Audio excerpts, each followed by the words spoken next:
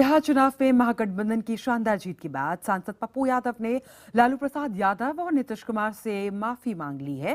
Facebook post के जरिए मांगी गई इस माफी में पप्पू ने लिखा है कि उनकी माफी को स्वीकार किया जाए, तभी वो उन्हें शांति मिलेगी। गौरतलब है कि पप्पू यादव ने मई 2015 में आरजेडी से अलग होकर जन अधिकार पार्टी बनाई थी और मधेपुरा से सांसद चुने गए थे। पप्पू यादव ने फेसबुक पर लिखा है कि भूल को स्वीकारा जाना चाहिए। वैसे भी आने जाने अनजाने में की गई गलतियां पता होने पर मुझे कचोटती हैं।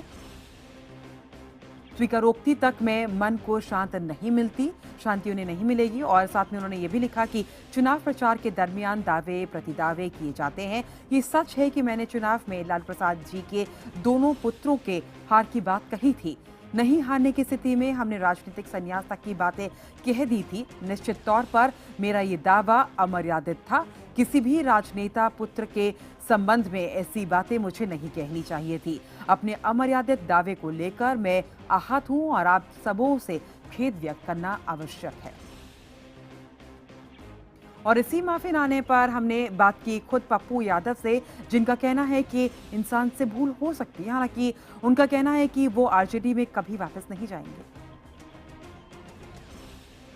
जिस तरीके से भाषाओं की अमर्यादाएं दिखी बिहार में और जितनी नंगई बिहार में चुनाव में हुई, मुझे लगा कि पता नहीं ये लोकतंत्र के लिए और बिहार की संस्कृति के लिए सही नहीं था।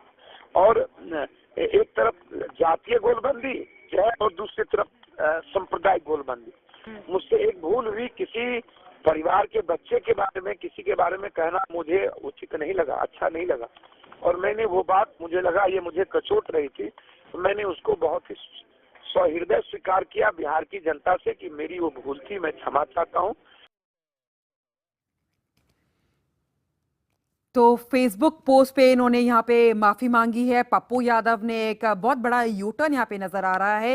ये एक सियासी मजबूरी भी शायद अब नजर आ रही है, क्योंकि पप्पू यादव की पार्टी को एक भी सीट ऐसा बिहार चुनाव में हासिल नहीं हुई है। हालांकि एक बहुत बड़ा फैक्टर यहाँ पे पप्पू यादव माने जा रहे थे, लेकिन जिस तरीके से बिहार के नतीजे आए शायद उसी के चलते उन्होंने उसके बाद एक बार फिर से अपने जिया के पास वापस जाने की सोची। और उन्होंने साफ साफ हालांकि ये जरूर कहा है कि वो आरजेडी में कभी वापस नहीं जाएंगे।